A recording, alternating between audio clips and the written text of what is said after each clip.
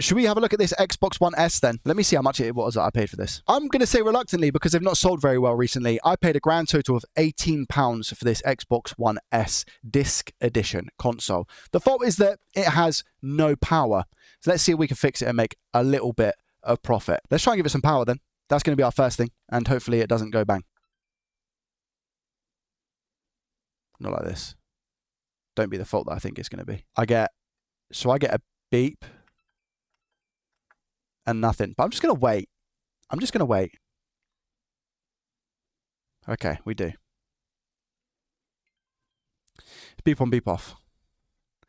All right. Now, these ones are prime for one thing and one thing only, and that's going to be a hard drive. Now, if that is the case, happy days in the sense that I start moving some stock. And moving stock means that I can buy more stock. So let me just, let me see if that is going to be the situation. I'm going to call it, and I'm going to say that it's probably going to be a hard drive, but I've been wrong 17,000 times before and counting. So we'll end up seeing. This one hasn't been opened as well, which is really, really nice. Has that been opened before? Well, I've just seen this big crack. Just seen that big crack. Now I'm slightly concerned. Not overly, just slightly. If it has been dropped, then we could potentially be looking at an issue with the APU. So what I'm going to do is hope and pray that that isn't the case. I don't know if that has been opened before. I'm not sure. It's a bit too early to tell. The way I like to open them is get a metal prying tool and just in this corner specifically, try and pry it away. If that doesn't work, then I move over to the other corner.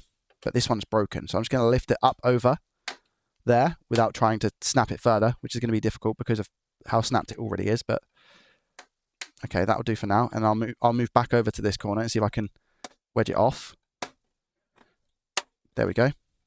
So now that I've got that click, I'm then just going to move around the console with this and just push away like this. Okay. So that's how we're looking right now. And then I'll rotate again. And now I'm at the front.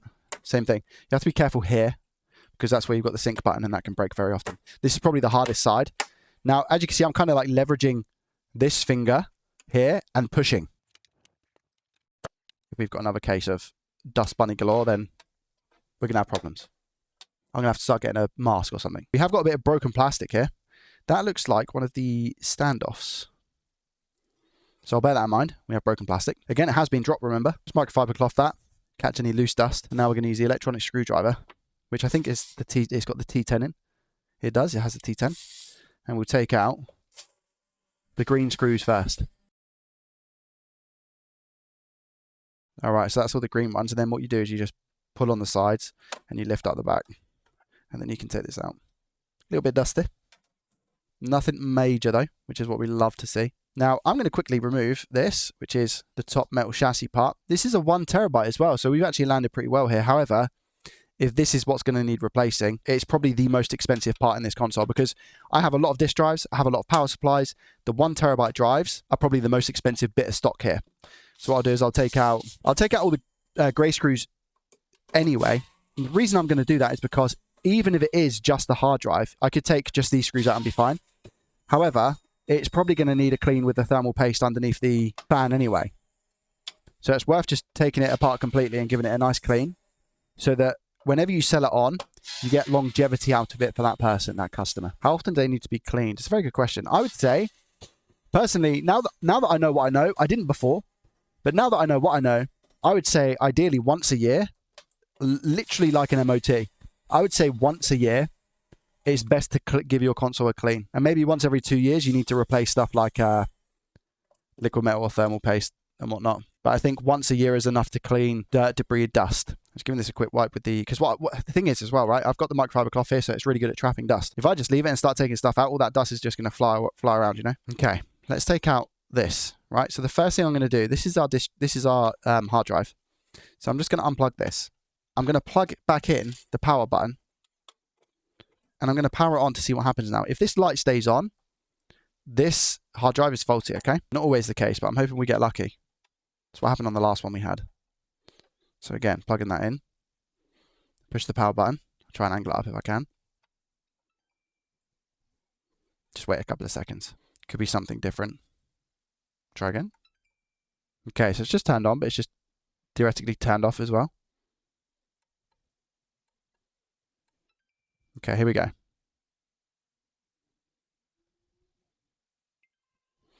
Fan's not even spinning with this one. So we're not getting any fan spin. So actually, this is okay. So if our hard drive is okay, it's not going to be a quick fix because it could be anything. Beep on, beep off, fan not spinning. So it's clearly not posting to what it needs to post to. I'm just going to disconnect the disk drive. Now you might be thinking, Joe, I know you're disconnecting it to clean it, right? No, the reason I'm disconnecting the disk drive is A, because I need to diagnose further, but B, if we have an issue with the disk drive, which I've had before, there could be a shorted cap in here, which is interfering with the board itself. So let me now try and power it on. This is why I like to do kind of one component at a time with these, because it can literally be anything. So let's plug her in. If I saw the fan spin there, that would have been cool. But nothing. Still nothing.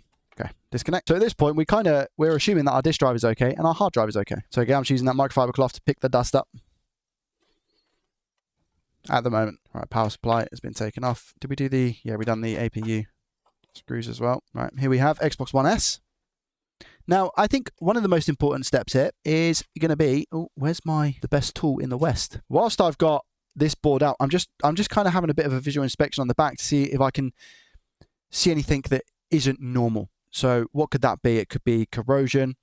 It could be missing components. You know, these components are very small, but once you've worked on them for quite a long time, you can develop a good eye for them.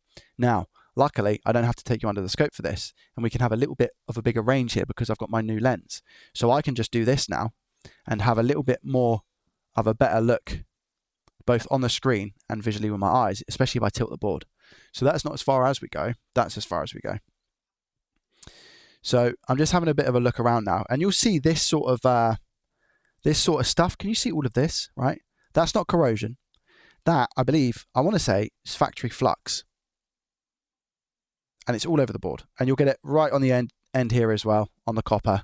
So don't worry if you see any of those bits. You know. So again, I'm just having a little bit of a look, see if there's anything that really jumps out at me. This is the back of the south bridge. Can't see any damage, and the fact that this hasn't been opened before as well, I think we're going to be okay from that sort of perspective. So I'll zoom out a little bit, let some more light in there. So yeah, looking at all of this, it seems to be a-okay in my opinion. There doesn't seem to be anything catastrophic that I'm like, oh, the issue is going to be there. So what I'll do now is disconnect our fan, and I can take a look on this side of the board once I've taken the fan off. So I do need my very important tool right now, which is called the best tool in the world. I found it. It was in the holder. Let's put this up here. Pull this up. There we go. So we get microfiber cloth, just dabbing it, making sure that none of that loose dust flies around, which it is already because I can taste it, I'll be honest. APU itself, by the way, looks okay. Just as an FYI. The APU looks okay. Right, so again, what am I going to do? Visually inspect. Where are we looking then? So again, just a visual inspection. Maybe sometimes down the power rail itself, and then we can see if we've got any shorts on any of the rails that we've got, which is going to be the 12, the 5, 3.3, 1.8, 1.1. Right, let's put our multimeter on then and see if we're going to check the voltage rails and see if we've got any shorts first. Because that's what I'm kind of noticing right now, is that the fan doesn't spin. That's what's ringing off alarm bells in my head. Let's see if we can spot what the issue is. So we're going to ground the black probe here. And then I'm actually just going to probe around. So first off, on the 12 V's, no reads, right? 12 volts, fine. So that's this connector here. Usually, if we get a no power, it's the first place to start. Because it could be a faulty power supply, which I would have tested already, or it could be usually one of the MOSFETs on this rail here, which is the 12 volt rail, okay? So, we got our 12. Next, I'm going to go to the 5 because that's next. So, 5 volt. That's fine. Quote unquote fine, by the way. We don't 100% know it's fine, and it could be the 5 volt elsewhere on the board.